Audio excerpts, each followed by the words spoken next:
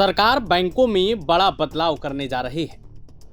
देश के सरकारी बैंकों को मजबूत करने और दुनिया के टॉप 100 सबसे पावरफुल बैंकों में शुमार करने के लिए सरकार एक बड़े रिफॉर्म की तैयारी कर रही है। यह रिफॉर्म एक बड़े मर्जर के तौर पर देखा जा रहा है।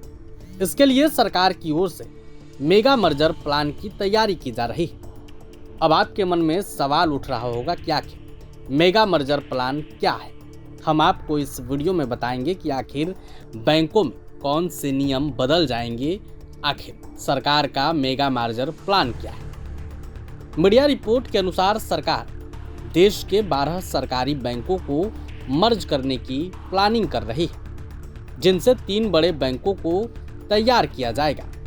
इसका मतलब है कि औसतन 4 बैंकों को मर्ज कर एक बड़ा बैंक खड़ा किया जाएगा। मनी कंट्रोल की एक हालिया रिपोर्ट के अनुसार सरकारी सूत्रों के हवाले से विचाराधीन प्रस्ताव में कुछ छोटे बैंकों जैसे आईओबी, सीबीआई और बीओआई का पीएनबी, बीओबी और एसबीआई जैसे बड़े बैंकों के साथ मर्जर हो सकता है। रिपोर्ट के अनुसार संभावित मर्जर यानी छोटे bank Indian overseas bank, central bank of India, bank of India और बैंक ऑफ महाराष्ट्र है। इसके अलावा संभावित विलय वाली संस्थाएं भारतीय state bank, Punjab national bank और बैंक ऑफ बड़ौदा है। सरकार ने अभी तक कोई आधिकारिक घोषणा नहीं की है। रिपोर्टों के अनुसार इन प्रस्तावों पर वर्तमान में आंतरिक रूप से चर्चा की जा रही है। खबर है कि वित्त विभाग भी इस पर लगातार बैठक कर रहा है। एक रिपोर्ट की माने तो वित्त वर्ष 2027 तक चर्चा जारी रहने की उम्मीद है और सरकार इसी वित्त वर्ष में एक रोड मैप को अंतिम रूप देना चाहती है। किसी भी औपचारिक घोषणा से पहले प्रस्ताव पर आंतरिक विचार विमर्श किया जाएगा। अब सवाल यह है कि आखिर बैंकों का मर्जर क्यों किया जा रहा है।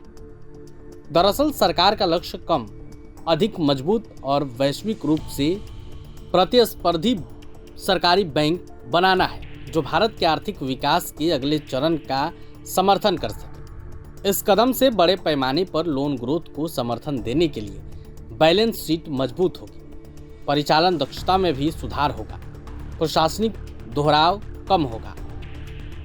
नीति आयोग ने पहले सुझाव दिया था कि SBI, PNB, bank of Baroda और केनरा बैंक सहित केवल कुछ बड़े सरकारी बैंकों को ही पूर्ण सरकारी नियंत्रण में रहना चाहिए, जबकि आईओबी और सीबीआई जैसे छोटे लेंडर्स के निजीकरण, पुनर्गठन या विलय पर विचार किया जा सकता है।